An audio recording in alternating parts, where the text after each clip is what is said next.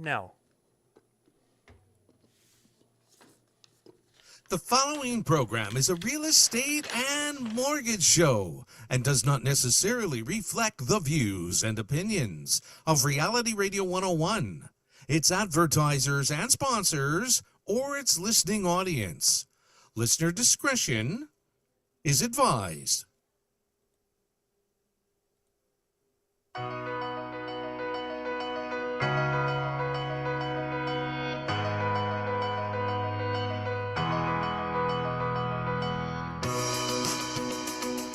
Good evening and welcome to Your Home, Your Money with your host, Randy Rodney, right here on Reality Radio 101. To get on board, send us an email. Our email address is yourhomeyourmoney101@gmail.com.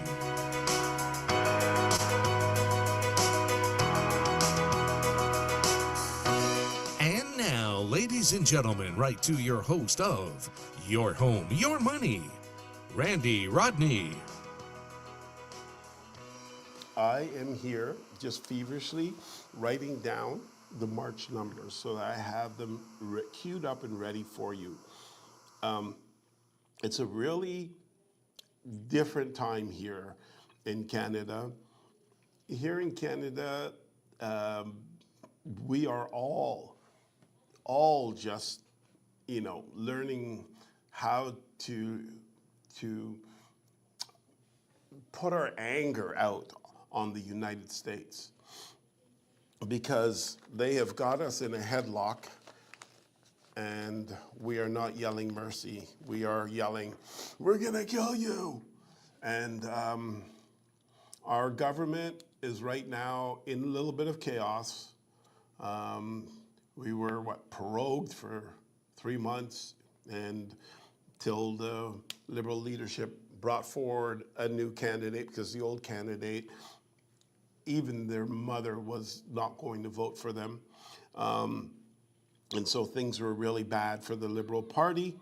And now they've brought forth this icon of a leader, or you can consider him an icon of a leader. Some people like him, some people really don't.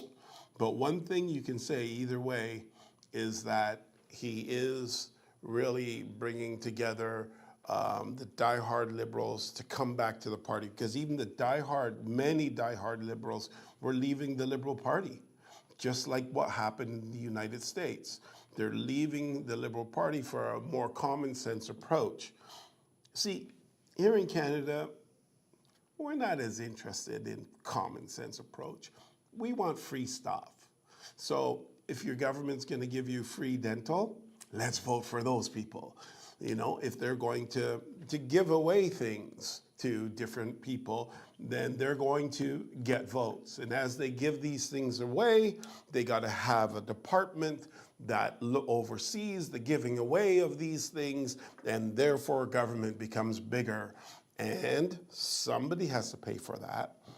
Well, nobody really cares who pays for it because for some reason, we as Canadians don't really think like that. We will leave that to the next generation or the generation after that.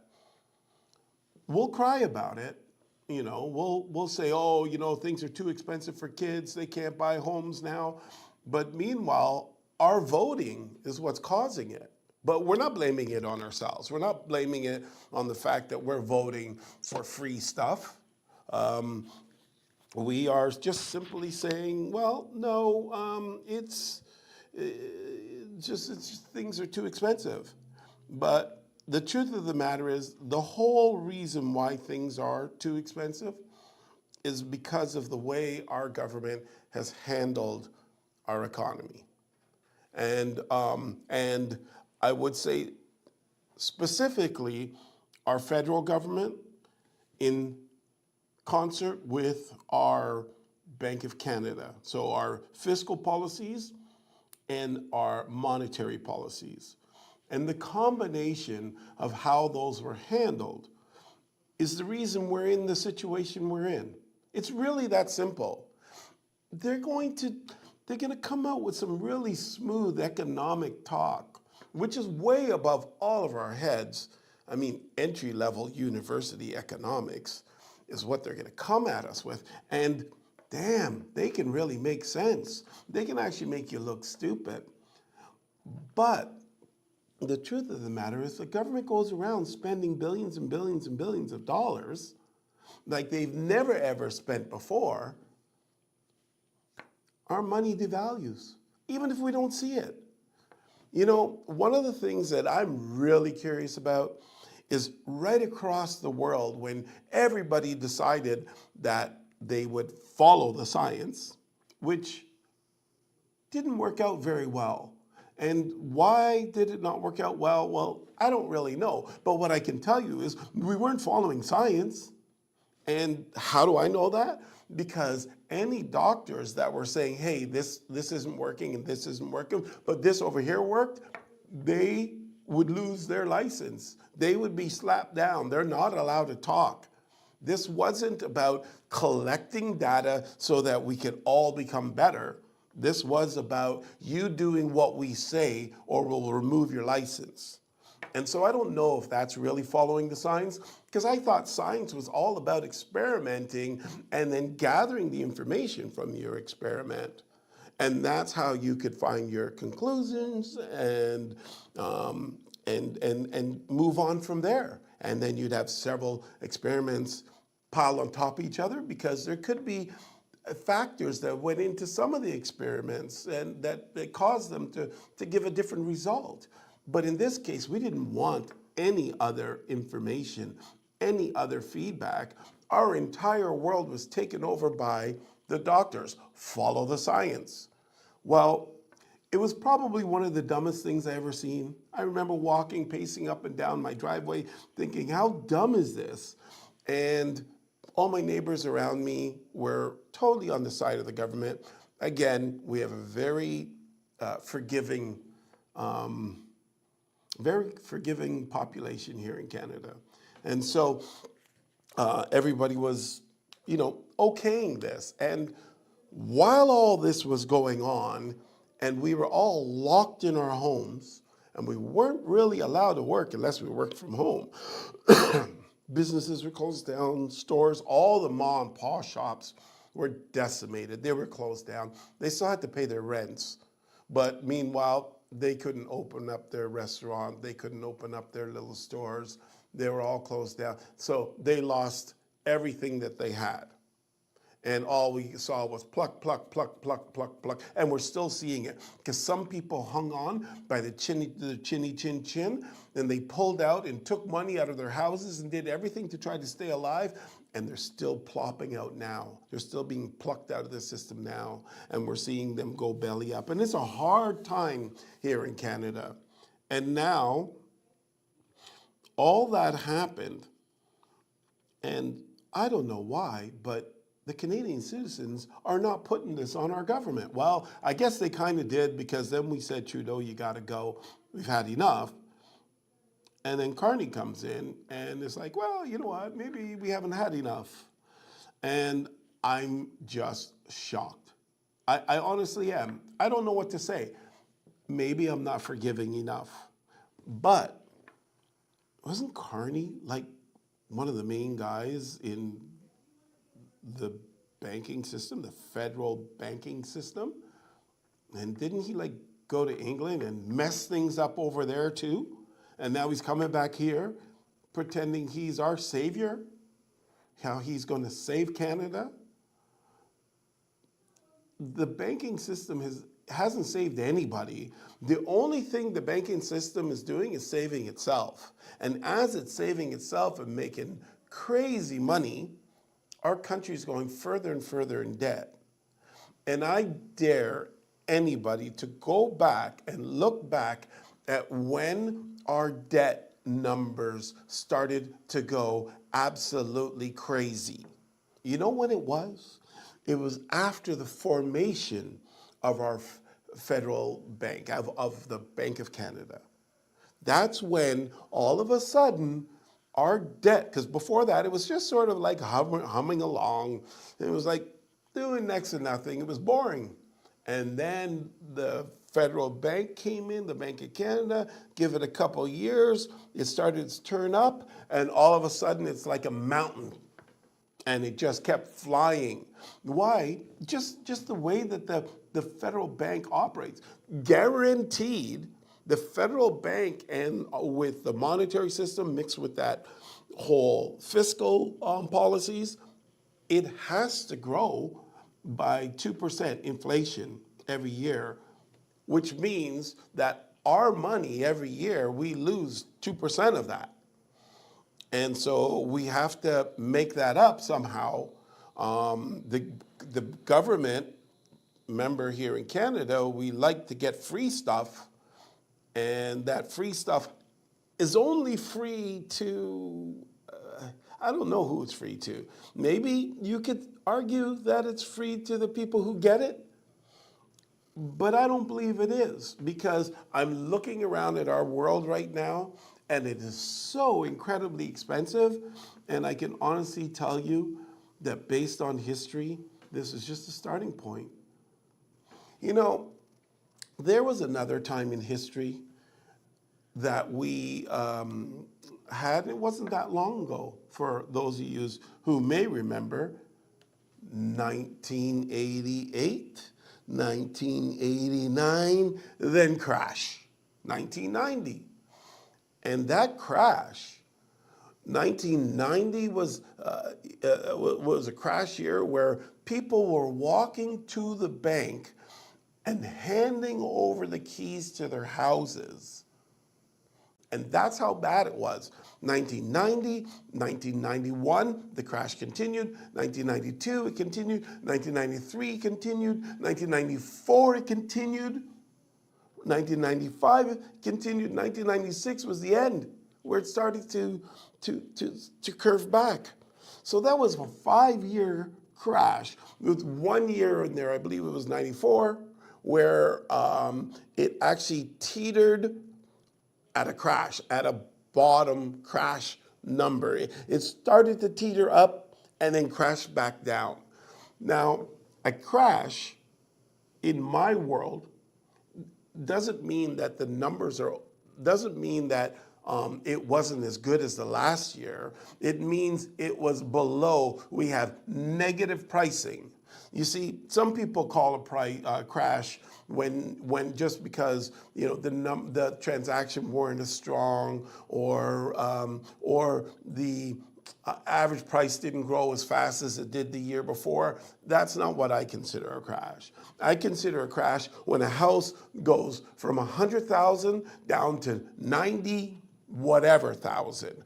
That's a crash. That's when the market is declining. You see, many people, and this is one of the things in real estate, this is why real estate used to be a pretty solid investment, because what they would kind of consider a crash or a bad market was when it was going up from, let's say, 100,000 to 105, and then it goes from 105 to 110, and then it goes from 110 to 112. Well, that was bad, because the other two years, it went up $5,000 each year. And then this year it only went up 2 or 3. So that's bad. It's like a crash. I don't consider that a crash. It's a slower market, but it's not a crash. 1990, 91, 92, 93, 94, and 96 were all negative numbers. Almost something we've never seen in history. Okay? Because our history of the Toronto Real Estate Board numbers, I think, started in 58. And even when they said it was negative, it was only negative in terms of it wasn't as big of an increase as the years before. And so I don't really consider that negative. I consider real negative crash when the homeowner's equity is being eroded. And that's where we are now. Now, there's one more thing about this that's really kind of troubling, to be honest with you, walking through it. And really, I won't even get the full scope of this for a few more years. But it's how we keep hearing every now and then from the media how this is a great time to buy. And I just don't know where that's coming from, because the market's going to be worse next year. So why would it be a good time to buy now? You know, I understand that you can't anticipate the bottom, but we know we're not at the bottom. That's the thing. We know for a fact that we're not at the bottom. The bottom is coming. And we know that because we just have to look back 5 years ago and see what those people did. And what those people did versus what's actually happening today, they're in a lot of trouble. They got to do something with their house. They've got to figure out how they're going to pay their mortgage. Because their mortgage payments are going to go up quite a bit. And the houses that they bought aren't worth what they bought them for back then. So they've got to figure out what they're going to do. So guess what? A big portion of those people are going to come back onto the market. And so what we're looking at is 2020, most mortgages are 5-year terms. 2025, that's why we're seeing inventory go crazy now. Lots of people are putting their homes on the market. 1 in 4, 1 in 5 homes are selling. That means 3 in 4 and 4 in 5 homes are not selling. And so this is a kind of a scary market. So why is it a good time for buyers to buy? I will tell you this. You will never hear us say this is a good time for buyers to buy. What we will say is it's a buyer's market. And so, you know, if you need to buy, then you need to buy.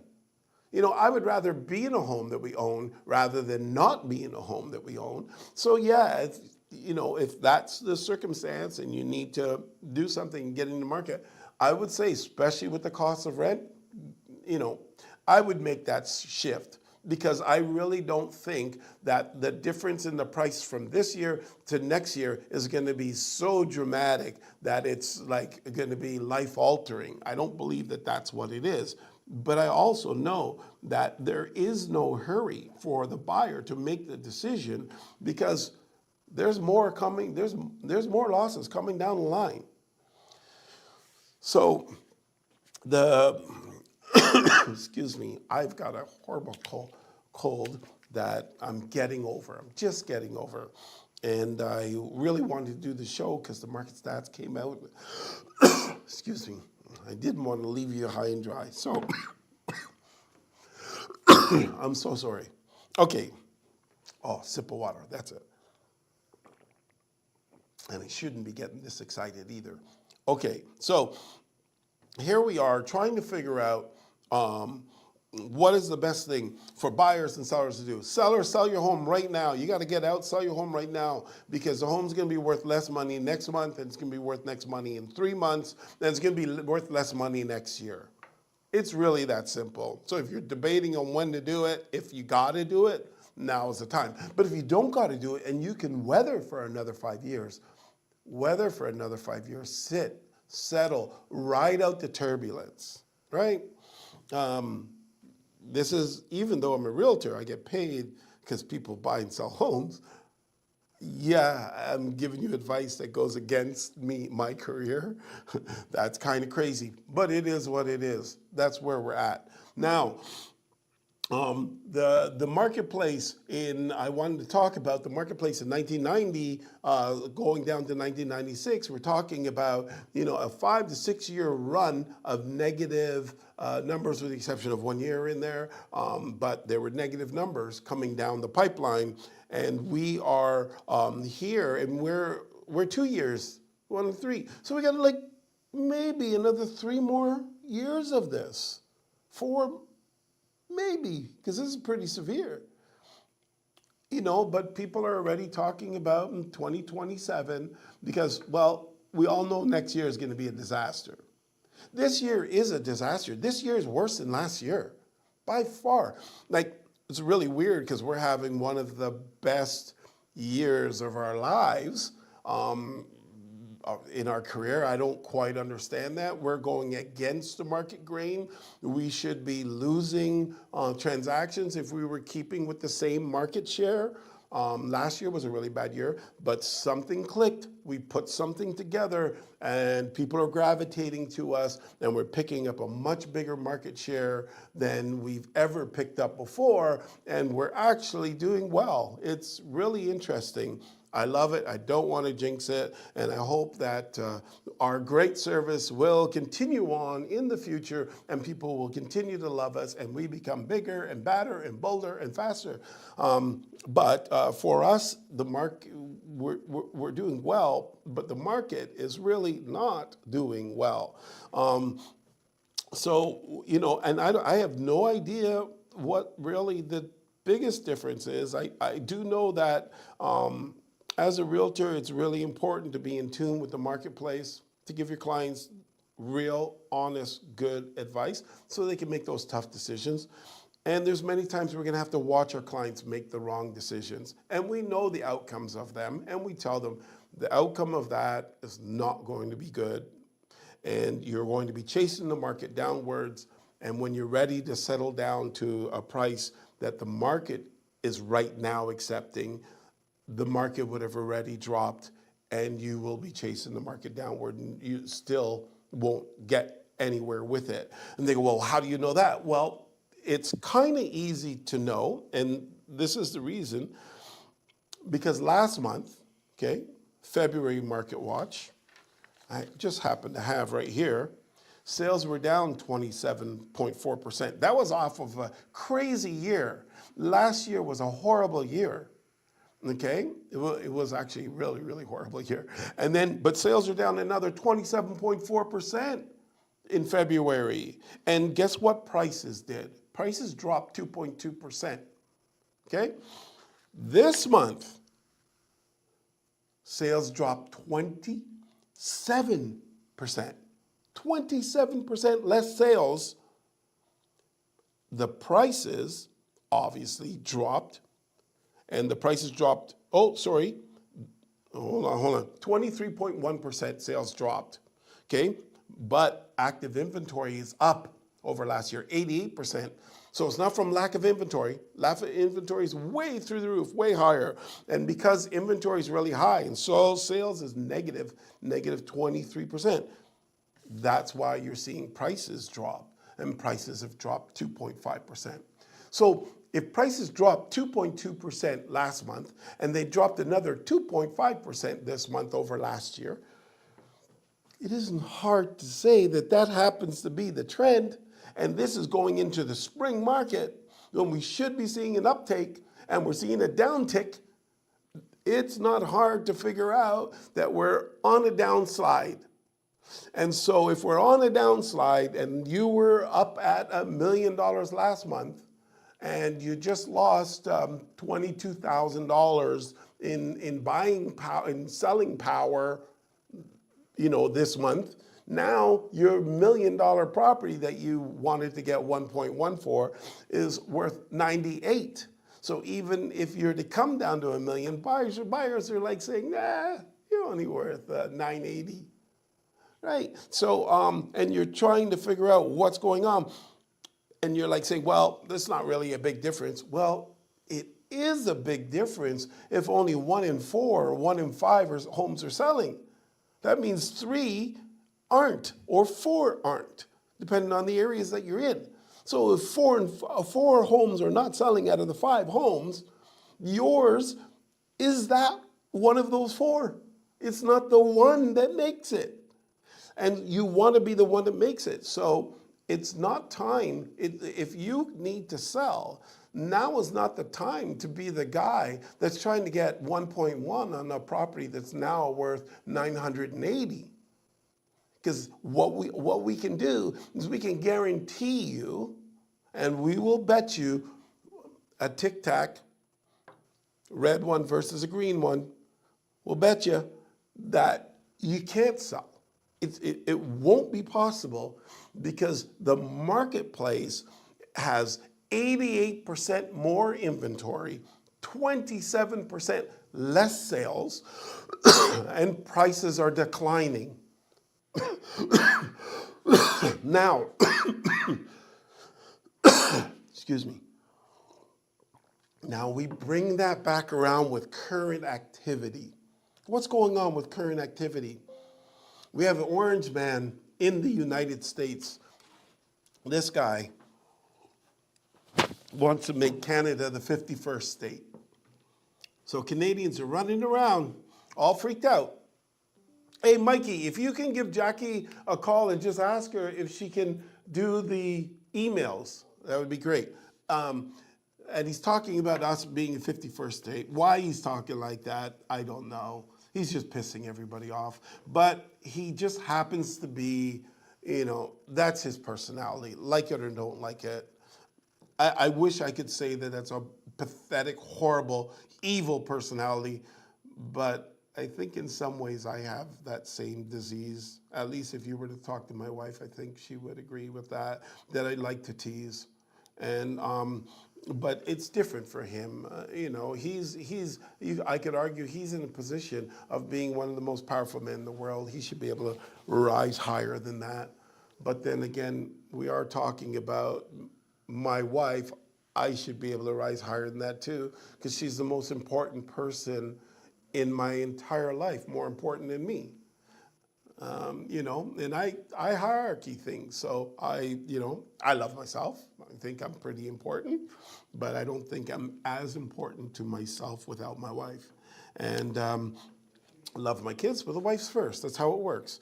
And so, so I should be able to not be the jokester. But hey, I shouldn't be making excuses for him. He's pissing off a lot of Canadians. And then that's only one level of pissing off. The next level of pissing off is the tariffs. Well, we're supposed to be neighbors. We're supposed to be friends. And so he shouldn't be tariffing us. And the last agreement was signed with him. So what's going on here? Well, anybody who's actually been following this knows exactly what's going on. They know exactly what he's doing. He's playing Risk. He's playing chess and Risk at the same time. He understands where the men are spread out all over the board and where the weaknesses are of the economic structure throughout the world. And he understands that the United States has the best economy, period, by far, and that in itself is worth something. And the United States has not been in any way benefiting as much from it as they should, and the citizens have been carrying that debt, and that's why the United States is constantly looking for more ways to tax its citizens, like we're doing here in Canada. In Canada, we're very rich with minerals and all that stuff, but we're too good of people to use that. Oh, we're so holy here. I mean, we are climate change angels, and that's why we want to pay as much carbon tax as we possibly can so that we can save the world. And yes, we will save the world. All we got to do is just pay enough carbon tax and we'll be able to save the world. And that's the way we are here in Canada. So then we don't use our rich, all of the richness that we have, and we decide that that stuff should just stay in the ground and we just pretend it's not there, and then cry because people are doing stuff to us. I think that hopefully this will be a bit of a wake-up call. We'll start to bring in government that will actually say, hey, let's treat our country a little bit more like a business. Let's start making the country make money. Let's not just take the money from the citizens and then, and then pretend now we want to save bugs and lizards. I said it on the last show or a couple of shows ago. Then you know what? Make it mandatory for, if you're really concerned about all the bugs and the lizards and the frogs, make every single Canadian, make it mandatory that they have to have a aquarium in their home that has bugs and lizards in it. and let's you know, up the population of bugs and lizards in controlled environments there, and so that we can get on with you know, getting our rich minerals, getting money out in it, paying off of our debt, making things, having more jobs, and giving our children a chance to be able to live the Canadian dream. Because right now, our children don't think they can live the Canadian dream. Many of them don't. You know, there's some lucky ones out there that can, but many of them are very discouraged. And it's because of the way in which we run our government and how holy we think we are with our minerals and the way in which we do things, and the carbon tax, and us pretending that we can save the world, and all these silly things that we do. And for those of you that are hating on me about the carbon tax thing, and I just touch on this for a quick second there. How can you possibly think that you're going to make the emission standards so high that manufacturing they have to close down? They just can't afford to do it and make the product and compete with anybody. And then you ship those jobs out to other countries. So we lose the jobs, but we save the world. And then those countries are taking the jobs and popping up the plants, and then their emission standards are way worse. So they're polluting the air way worse than we ever were. But hey, we can't see it, so it doesn't matter. No, we actually, in doing what we did, not only did we lose jobs, but we actually caused more pollution to go into the air with that maneuver. So we're not doing anything positive. But get this, the kick isn't over. And this is where I don't understand it. Well, I'll admit I'm not bright enough to understand it. That's what it is. But the kick is that now we have to spend even more money in emissions to fly them over or boat them over. So not only are we more unhealthy plants, but we have to fly them over and spend more carbon. So what did we do? Like, where is this greatness that we've performed? It's a negative, but we all of a sudden think we did something good. We lost jobs to put more emissions into the world. Is this for real? And this is our government. And then get this. Now that they put more emissions into the world, now they got to charge us a carbon tax to offset this. I couldn't even make this stuff up, man. It's insane. It baffles me. And if any of you guys out there know how it is that this is smart governance, please let me know. Okay, it's 8:02. Okay. Yeah, hey, you online? Am I here? You're sick too, eh, babe? Yes, we can hear you. Jackie, are you there? I'm here, Gary. Thank you. I'm here. In my Okay. bed, sick. Are you on your phone or on a computer? I'm on my phone. Okay, if you can just maybe back off a little bit from your phone because you're very, very loud. How's this? Yeah, it's much better. Okay. So I guess Randy wanted to know if he had any emails, and if so, if you can possibly read them. Yes, he does have a lot. Wow. Oh, okay. Pissed off a So lot go of ahead. It's all yours. Okay, here we go. So Jane says, Randy, where is everyone? Hi, Jane. We got a sickness flowing through here in Canada. I think Donald Trump has made us all so angry that our immune systems have gone down, and we are just sick. Yeah, okay. And Mike is, yes, Trump is saying today that he is going to put before Congress to lower mortgage interest rates under 2%. He stated to the U.S. Builders Association. Build, baby, build. Okay. Okay, that's good. That's good, but it doesn't help us We here. need something like that here in Canada. There you go. Okay. Okay. So Sue says, hey to Randy, Delco Products in the U.S. used to be the biggest company in the world that built car, radios, stereos, heater systems, etc. for all brands of cars. They went out of business several years ago due to these products being built in China. Now, since Trump's government is cutting the red tape and taxes for companies in the U.S., Delco announced that they will start to manufacture products again in the U.S. for cars. They will build 3 new factories across the U.S. and hire 5,000 people. Amen. Cameron, pay to your team your money. How come Carney moved his business to the U.S., New York City? He is just an extension of Trudeau since he was in Trudeau's cabinet. What's wrong with us Canadians? We would be voting for an extension of Trudeau if Carney wins the election. Sorry to Anthony. Here's Ken, our faithful Ken. I swear he listens every week. Why are Canadians going ape shit over tariffs?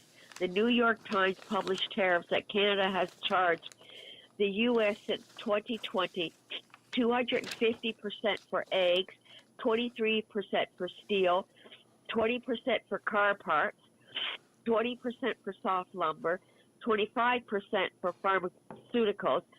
WTF, what is wrong with Canada? Trump is turning the tables and trying to be fair and even. Wake up, people. Yeah, but those numbers are a little misleading because it's on a scale, and it sounds like they're going to the end of the scale.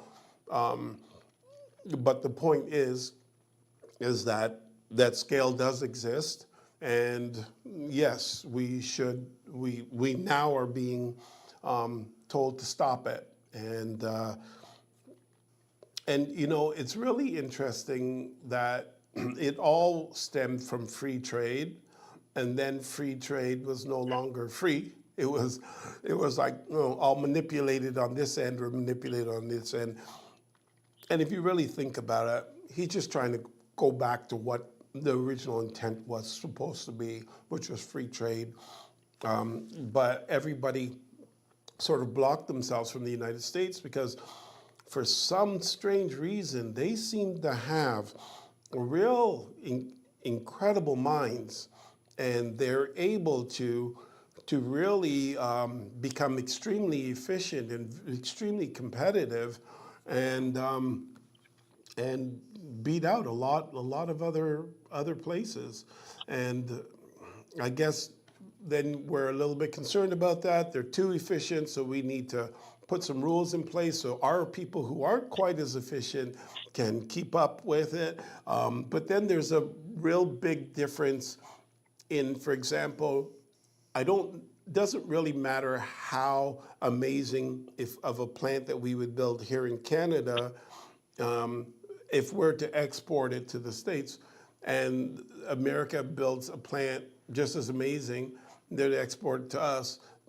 You know what? All of us, we're paying, once you get up to a decent income, 50% of our income, whereas for them, they're only paying 20% or 20-something% of their income.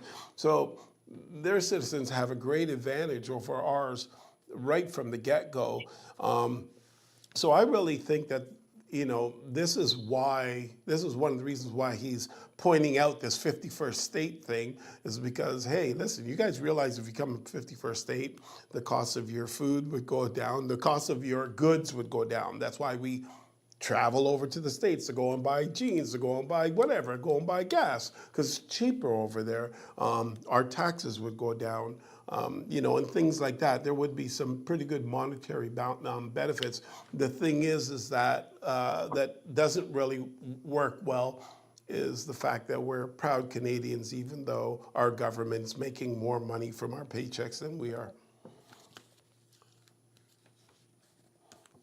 Go ahead, Jack. Huh? Go ahead. How many more you got? Sorry. Okay, sorry. Okay, so Tim says, hey to all. Great time to buy what? A house? Are those people nuts? I can't even buy soda and chips, as Randy talks about. Idiots. Tina, hey to Randy, Randy, go home and rest. Drink some tea or hot water with honey and lemon. Take care of yourself, Tina. Thank Tina you, likes Tina. you. Look at that. Thank you, Woo Tina. hoo. That's all I've had for the last 2, 3 days. Karen, I understand now. Hey to Randy, where are your other hosts? I am Canadian. At first, I was really pissed off at Trump. Then I started to read information about his tariff stuff. It finally made sense to me and my family. We have been cheating the U.S. for so long, as well as other countries who have as well. He wants fair trade and security. Good for him. You know who's the biggest beneficiary of all of the cheating? China. The same people. This is the part I don't quite understand. Same people that you're crying about that they're not following any international law. They make all the fake Gucci, all the fake this that. You're not allowed to do it, but they do it. It doesn't really matter, and then they bring it over here and like everywhere, and then we accept it in and all this stuff, and you're allowing them to do all this stuff, and they're the biggest beneficiary of the tariffs that were tariff discounts and stuff like that. It's kind of strange. It's really strange. How is it that our government can do things so backwards? Just wish I understood that. Go ahead, Jack. Huh? Go ahead. Go ahead. Oh, okay. 1 second. Sorry. Sorry. Yeah, you got it bad, girl. Mary. Mary says, can you imagine the hate for Musk and Tesla now? Most of the owners of Teslas are young liberal people. Now they hate him and his product. What a bunch of dickheads. Tom, I recognize your name too, Tom. Thanks for always sending in those emails. I love that 5 states in the U.S. have no sales tax. Sorry.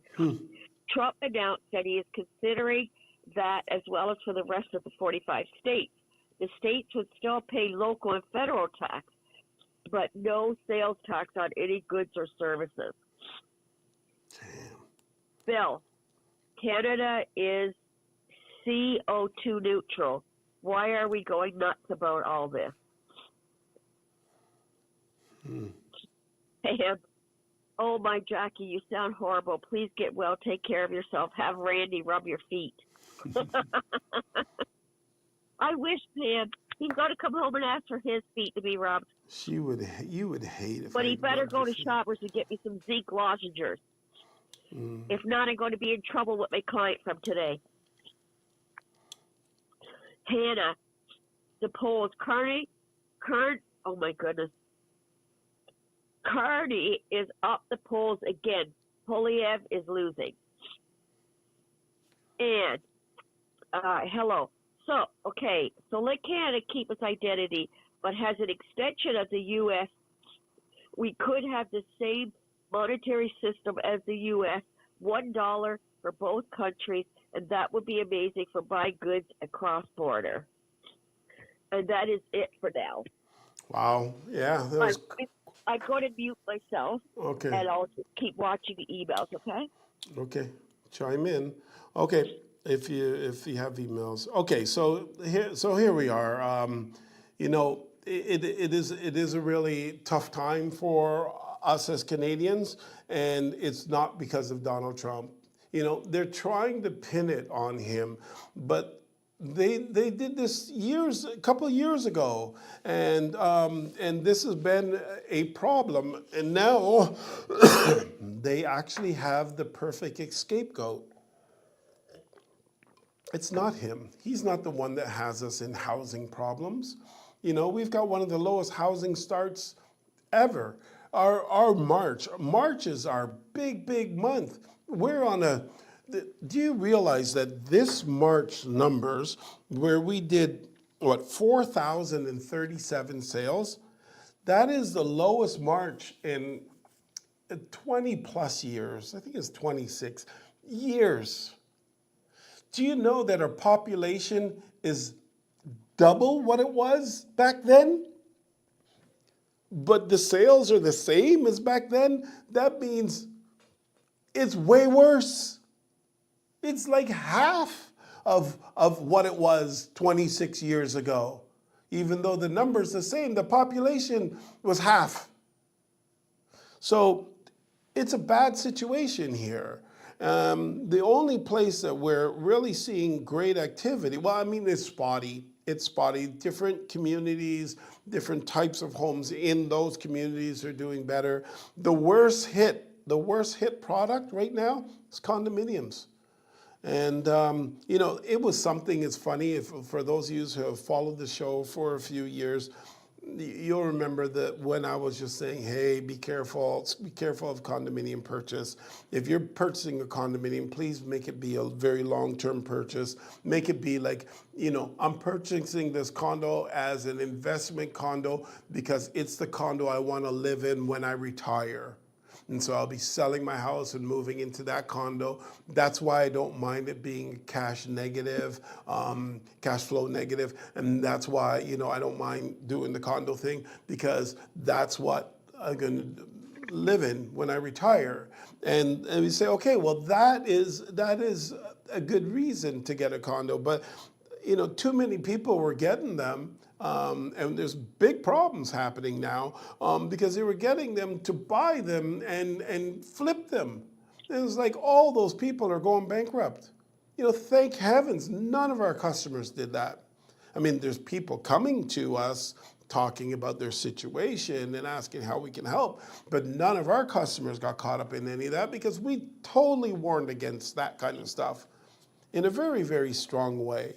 And in a strong enough way that we don't have any customers in that situation. It's actually quite interesting, and I guess it's something we can be proud of. So, sales. Huh? Sorry, go ahead. From Jim. Jim says, Trump is amazing with tax breaks. No tax on tips and on Social Security and other things. He is pushing no sales tax on goods and services now. Yeah. Well, we'll see what he did for us as well.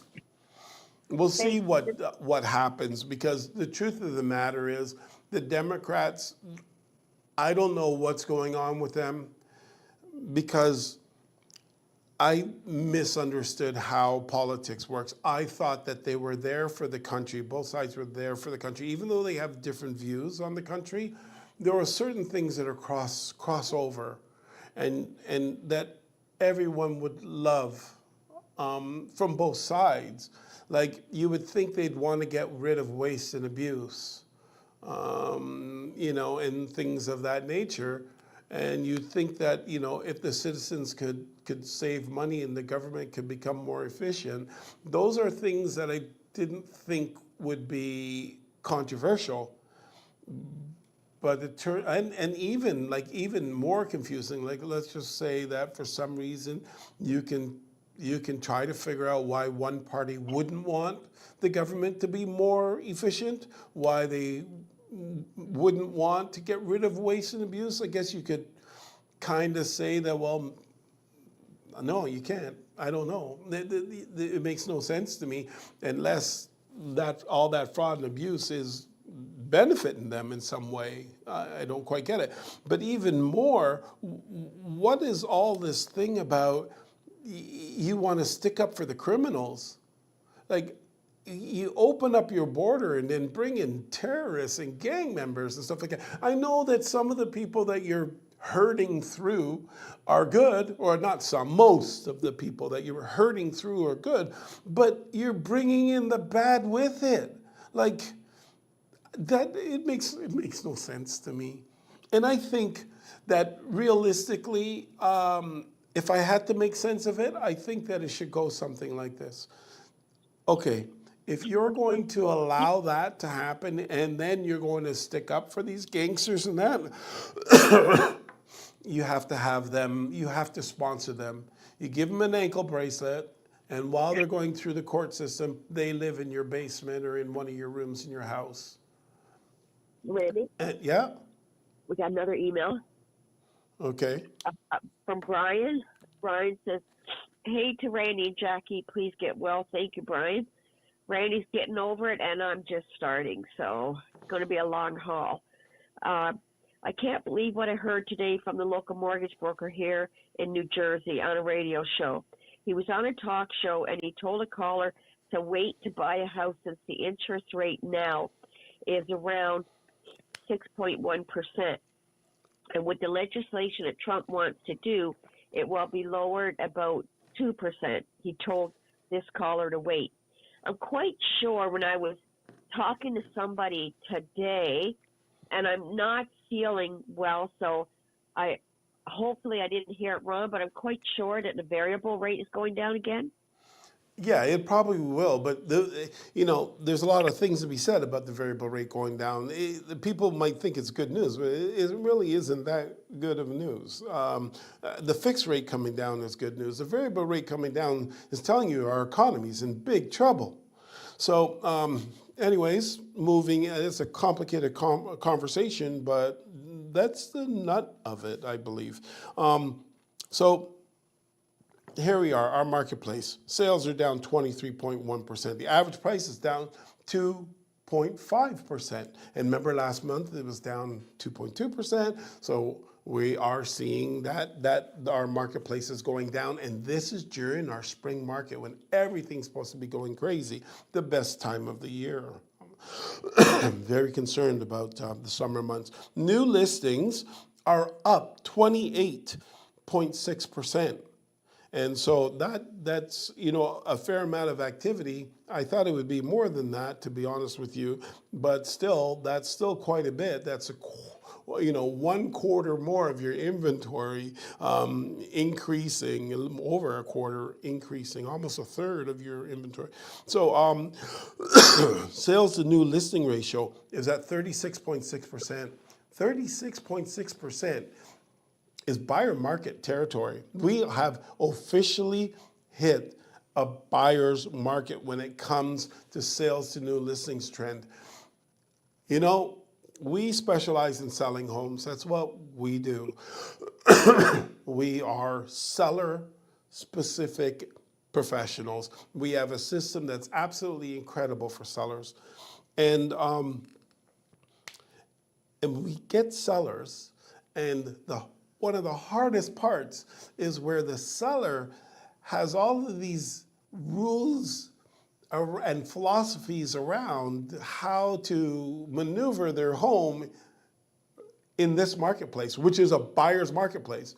You see, we just came out of a seller's marketplace, and there are completely different rules and policies and procedures that we follow during those times to get the maximum dollars.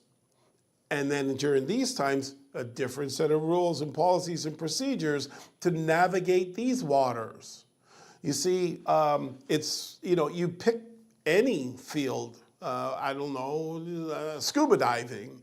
If you are scuba diving or snorkeling, there's different levels of scuba diving. There's people who go very, very deep and medium, and they got different, maybe even 2 tanks on. They have different training. So it's in real estate, it's the same thing. It's the different marketplaces. One of the funniest things as a real estate professional, being in the industry for a long time and being actually, I believe, realistic about the industry, one of the most interesting and comical times is when you get people that say it's the realtors that are causing the prices to go up, because they're doing this no bid thing.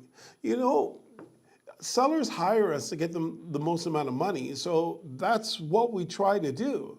Can you imagine the seller hiring us and then we don't try to give them the most amount of money? That would be equally as bad if you're working for a buyer. Buyers hire you so that you can get them the best savings. So can you imagine that you don't do that either? And that's why it's really interesting when people try to blame it on the realtors. When realtors are only riding the marketplace, that's what we're doing. We're not changing things and creating these crazy rules or whatever. We are riding the marketplace and trying to navigate the water so our clients receive the best outcome that they're looking for. And so that causes certain rules to be different than at other times. But it doesn't mean that the realtors are determining the price point. The realtors have absolutely no say in the price point. The price point is determined by two people, the buyer and the seller. And sometimes the seller has the advantage because there's not a lot of properties on the market, and the interest rates may be low, and there's upward pressure on price. So the sellers have the say, and the buyers go up to meet them. And sometimes it's the opposite, like it is now, where there's tons of inventory on the market and only 1 in 4, and I'm the one. Which one of you want to give me the best deal? And that's a downward pressure on prices. So we don't hear people saying, oh, realtors are out there making prices too high now, right? No, because the market has shifted. So it's not the realtors that are causing that. However, the realtors are trying to optimize their client's position given the current marketplaces. Okay. Another email Go ahead. from Darlene.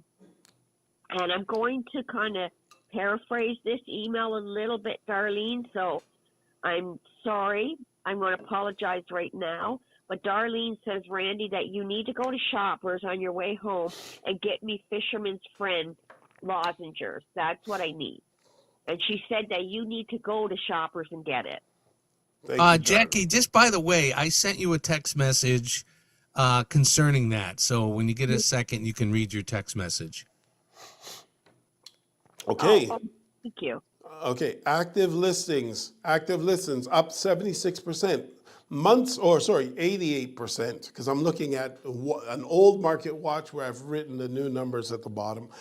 Months of inventory trend, 3.9 is the months of inventory trend, which basically means that it's almost going to take 4 months if no new listings come on the market to sell out all the inventory. Now you remember, just a short period ago, we were down below 2, and there was before that we were down below 1, and now we're getting up over 4. So you can see how the marketplace is totally changing. As a matter of fact, if you just look at the active listings number, the active listings number for February was 19,000. Now I believe we're up to like 24 to 25,000, and sales last month was 4,000 in February, but in March, that number went up. Let me just double check it to 5,000. So, here, new listings, average listing, active listings is 23,462, but there's only 5,000 sales. So it's almost 1 in 5. It's over 1 in 4. It's below 1 in 5 of people that will sell. And so sellers need to be cognitive of that and have a plan for that. And basically, if you think that your home is worth more than where the marketplace is, then you will guarantee yourself to fall in the 4 that don't sell out of the 5. So, and the problem with that, and it's okay, because I mean, we run into sellers who believe that every day. I know if I'm selling my house, I'm going to believe that. I'm going to believe my house is worth more simply because of who knows what the reason is. We'll all have a reason. For me, it'll be, oh, my fancy doors. For someone else, it'll be their fancy floors. And everybody's got a reason why their home is worth extra money. But the only issue with that, the only issue with that is that only 1 out of the 4 to 5 is going to sell. Randy? You're out of time, and Gary has said that he will bring me whatever I need from Shoppers. That's Gary, our producer. I love you, Gary. You're so amazing. Well, just text me back with what you need, because I know your other emailer suggested, but whatever, because I do have to go in your location after the show. So Okay. It's not an issue. So make a list, send it to me, and we'll go from there.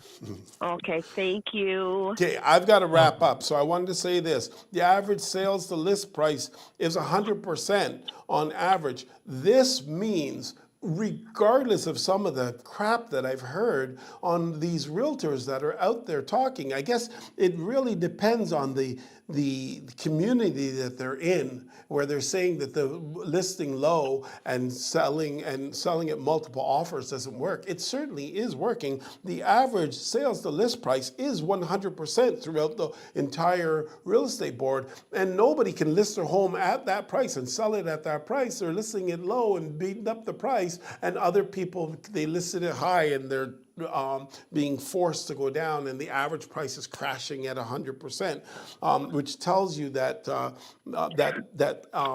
you know, the bidding is working in certain communities. And the last but not least, the average days that it takes to sell a property is up 24%. So it means we're well over a month. We're at around 36 days to sell. That's a market update. That's a little bit of what's going on politically, in our humble opinion here on the ground in Canada. And we're going to see you guys again next week. This is your home, your money, and our lives on realityradio101.com. Bye for now. Bye. Thank you for listening to Your Home, Your Money with your hosts, Randy and Jackie Rodney, right here on Reality Radio 101.